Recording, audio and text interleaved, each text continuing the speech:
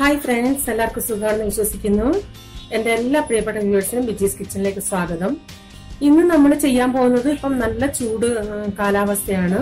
നമുക്ക് അന്നേരം ഐസ്ക്രീം ഒക്കെ കഴിക്കാൻ നല്ല ഇഷ്ടമായിരിക്കും ആ സമയത്ത്. അതിനായിട്ട് നമുക്ക് ഐസ്ക്രീമാണ് ഉണ്ടാക്കുന്നത്. അതായത് ഗോതമ്പ് പൊടിയും കൊണ്ടാണ് ഐസ്ക്രീം ഉണ്ടാക്കുന്നത്. ഗോതമ്പ് പൊടി മാത്രമല്ല, അതിൻ്റെ അകത്ത്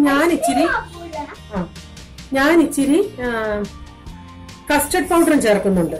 അതിനായിട്ട് ഞാൻ ഇവിടെ 1/2 ലിറ്റർ പാൽ എടുത്തിട്ടുണ്ട്. 3 ടേബിൾ സ്പൂൺ ഗോതമ്പ് പൊടി, ഒരു 2 ടേബിൾ സ്പൂൺ കസ്റ്റർഡ് പൗഡർ. ഇപ്പം കസ്റ്റർഡ് പൗഡർ ഇല്ലെങ്കിലും ഗോതമ്പ് പൊടി മാത്രം ഉപയോഗിച്ചും നമുക്ക് ഐസ്ക്രീം ഉണ്ടാക്കാം. ഞാൻ ഒരു ഇച്ചിരി ടേസ്റ്റിന് വേണ്ടി കസ്റ്റർഡ് പൗഡർ ചേർത്തതാ. 1/4 കപ്പ് പഞ്ചസാരയൊക്കെ നിങ്ങളുടെ മധുരത്തിനനുസരിച്ച് ചേർക്കാം. ഇപ്പൊ ഞാൻ 1/4 കപ്പ് എടുത്തു. അത് എത്രയാന്ന് വെച്ചാൽ അത് നിങ്ങളുടെ ഇഷ്ടത്തിന് നിങ്ങൾക്ക് എടുക്കാം. നമുക്ക് ആദ്യം ഈ പാല് നമ്മൾ ഒന്ന് കാച്ചും. അത് കാച്ചതിന് ശേഷം നമ്മൾ പഞ്ചസാരയൊക്കെ ഇട്ട് അത് ഒരു സ്വല്പം കഴിയുമ്പോൾ ഈ പൗഡറുകൾ ചേർത്ത് നമ്മൾ ഉണ്ടാക്കുകയോ ചെയ്യുന്നത്. ഈ പാലിൽ നിന്ന് കുറച്ച് പാല് ഞാനിങ്ങനെ എടുത്ത് മാറ്റുക. കാരണം നമുക്ക് ആ പൗഡറുകളൊന്ന് കുഴയ്ക്കാനായിട്ട്, മീൻസ് കലക്കാനായിട്ട്.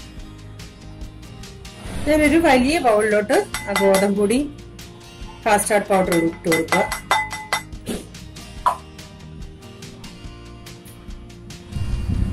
ഇതൊന്ന് നമുക്ക് പാലൊഴിച്ച് കലക്കാം. കട്ടയില്ലാതെ ഒന്ന് കലക്കിയെടുക്കാമേ.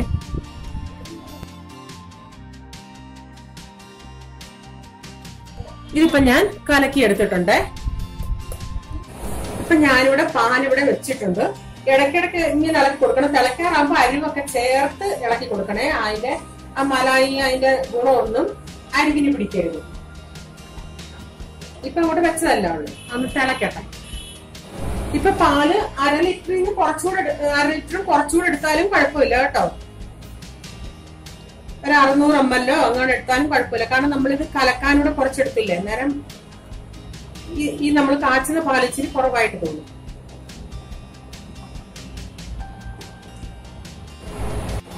ഞാനൊരു സ്വല്പം കൂടെ പാലൊഴിച്ചു. ഒരു 150 ml പാലൂടെ അധികം ഞാൻ ഒഴിച്ചിട്ടുണ്ട്.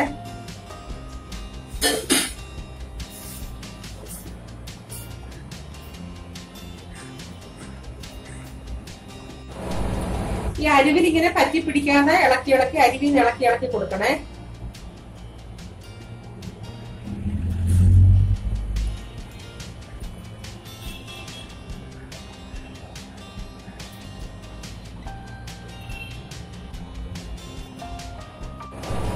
ഇപ്പൊ പാല് തിളച്ചിട്ടുണ്ട്. ഇതിലോട്ട് നമുക്ക് പഞ്ചസാര ചേർത്ത് കൊടുക്കാം. ഇനി അതൊന്ന് ഇളക്കി കൊടുക്കാം. പഞ്ചസാരയും പാലും കൂടെ കുറച്ചു നേരം ഒന്ന് നമുക്ക് മീഡിയം ഫ്ലെയിമിലിട്ട് അന്ന് കുറുകി വരട്ടെ. ഈ പാലിന്റെ അകത്ത് വെള്ളം ഒഴിക്കരുത്. അതുപോലെ പാലില് നല്ല ഈ ഫാറ്റുള്ള പാലെടുക്കാമെങ്കിൽ ഏറ്റവും നല്ലതായിരിക്കും. ഇതിപ്പം പാല് ഒന്ന് കുറുകി വന്നിട്ടുണ്ട്. നമ്മൾ ഈ കണ്ടൻസ് മിൽക്കൊക്കെ ഉണ്ടാക്കാൻ നേരം കുറുക്കത്തില്ല, അത് കുറച്ച് കുറുകി വന്നിട്ടുണ്ട്. ഇനി നമുക്ക് ഈ തീ ഇത്തിരി ഒന്ന് കുറച്ചതിന് ശേഷം നമ്മൾ ഈ കലക്കി വെച്ച ഗോതമ്പ് കുറേച്ച് ഇട്ട് ഒഴിച്ചു കൊടുത്ത് നന്നായി ഇളക്കാമേ. ഇനി തീ കുറഞ്ഞിരുന്നാ മതിയേ, കാരണം ഗോതമ്പൊക്കെ ഒന്ന് വേവണം.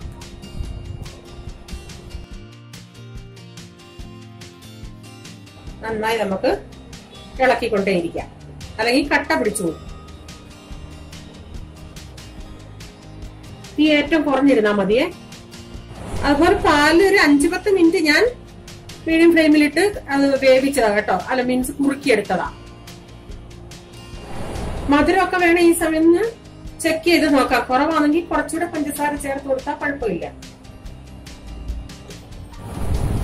ഇതിപ്പം ഞാൻ നന്നായി കുറിയിട്ടുണ്ട്. ഈ പരുവത്തിൽ നമുക്ക് ഓഫ് ആക്കി വെക്കാം. ഇതൊന്ന് തണുക്കട്ടെ. തണുക്കാനായിട്ട് നമുക്ക് വെക്കാം.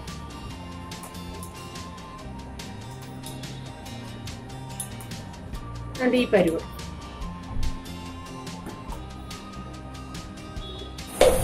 ഇതിപ്പം നന്നായി തണുത്തിട്ടുണ്ട്. തണുത്തപ്പോ ഇത് ഒന്നുകൂടെ കുറുകിയിട്ടുണ്ട്.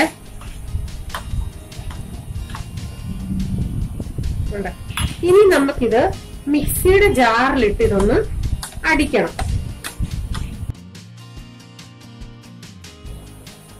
ഇതിന്റെ അകത്തോട്ട് ഞാനൊരു ഫ്ലേവറിന് വേണ്ടി വാനില എസൻസ് ചേർക്കുന്നുണ്ട്.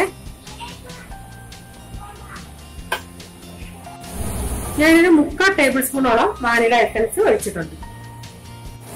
നമ്മള് മിക്സിയിൽ അടിച്ചനെ കണ്ടോ, നല്ല ഐസ്ക്രീം. ഇനി നമുക്കിത് സെറ്റ് ചെയ്യാനായിട്ട് വെക്കാം. ഞാനിനി ഇതിലോട്ട് ഇത് ഒഴിക്കുക.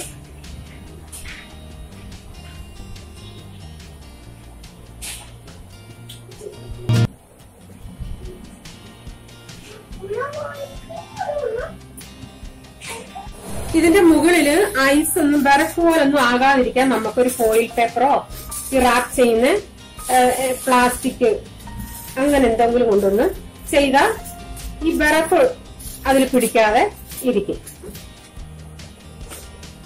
ഇത് അടച്ച് ഒരു 2 മണിക്കൂർ നമുക്ക് ഫ്രീസറിൽ വെക്കാം.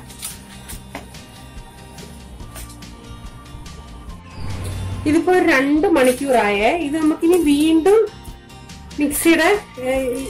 മിക്സിയിലിട്ട് ഒന്ന് അടിച്ചെടുക്കണേ.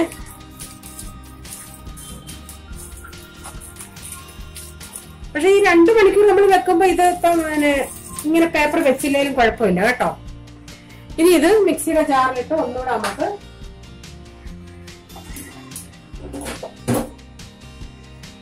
ചൂടായോണ്ട് ഇതാണ്ട് ഇപ്പൊ ഇത്രയും സെറ്റ് ആവാൻ തുടങ്ങിയിട്ടുണ്ട്. ചൂടാവുമ്പം പെട്ടെന്ന് സെറ്റ് ആവത്തില്ല.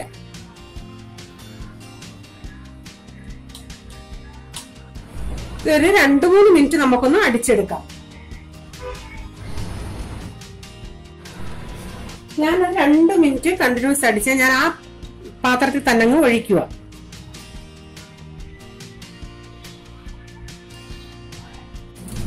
ഇനി മുമ്പേ ചെയ്തതുപോലെ ഞാൻ ഫോയിൽ പേപ്പർ വെച്ച്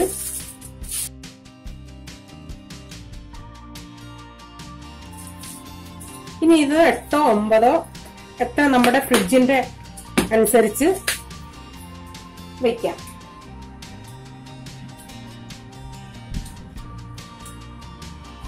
ഞാൻ ആ ടിന്നിൽ ഒഴിച്ചതിന്റെ ബാക്കി വേറെണ്ണത്തിൽ ഒഴിച്ചായിരുന്നു. ഇപ്പോഴും വേണേ ഇതിപ്പം ഈ പരുവത്തിൽ നമുക്ക് കഴിക്കാൻ നല്ലയാ.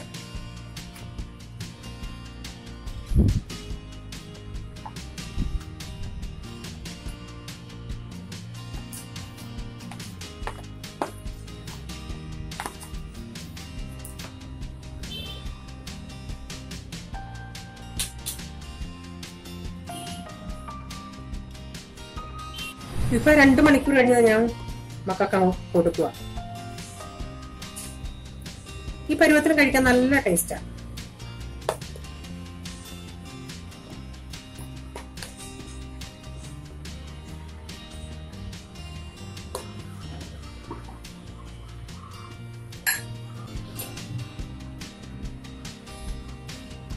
നല്ല ടേസ്റ്റ് നോക്കട്ടെ.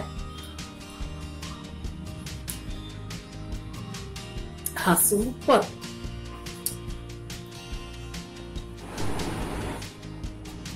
റിസമോൻ കൊള്ളാമോടാ? ഐസ്ക്രീം കൊള്ളാമോ?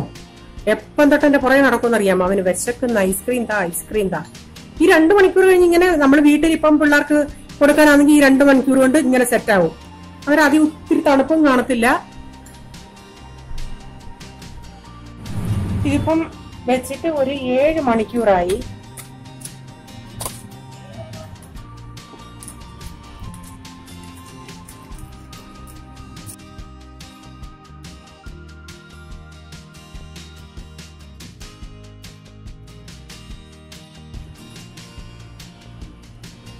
നന്നായിട്ട് വന്നിട്ടുണ്ട്.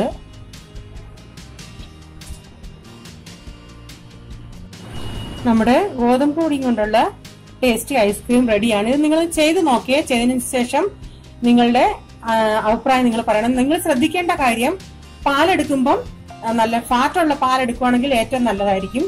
പഞ്ചസാര ചേർത്തതിന് ശേഷം ആ പാല് കുറച്ച് കുറുകിയതിന് ശേഷം മാത്രം ഗോതമ്പ് പൊടി ചേർക്കുക. ഗോതമ്പ് പൊടി ചെറിയ ഫ്ലെയിമിലിട്ട് ചെറുതായിട്ട് അതൊന്ന് വേവണം. എന്നിട്ട് മിക്സിയിൽ നന്നായി ഞാൻ പറഞ്ഞതുപോലെ അടിച്ചതിന് ശേഷം സെക്കൻഡ് ടൈം അടിക്കുമ്പോൾ 2 മിനിറ്റോളം മിക്സിയിൽ അടിച്ചതിന് ശേഷം സെറ്റ് ആവാൻ വെക്കുക. ഇത് നിങ്ങൾ നിങ്ങൾക്ക് ഇഷ്ടപ്പെടുകയെങ്കിൽ ഈ വീഡിയോ ഷെയർ ചെയ്യാനും സബ്സ്ക്രൈബ് ചെയ്യാനും മറക്കരുത്. പുതിയൊരു വീഡിയോ വരും വരെ bye. God bless you. Thank U.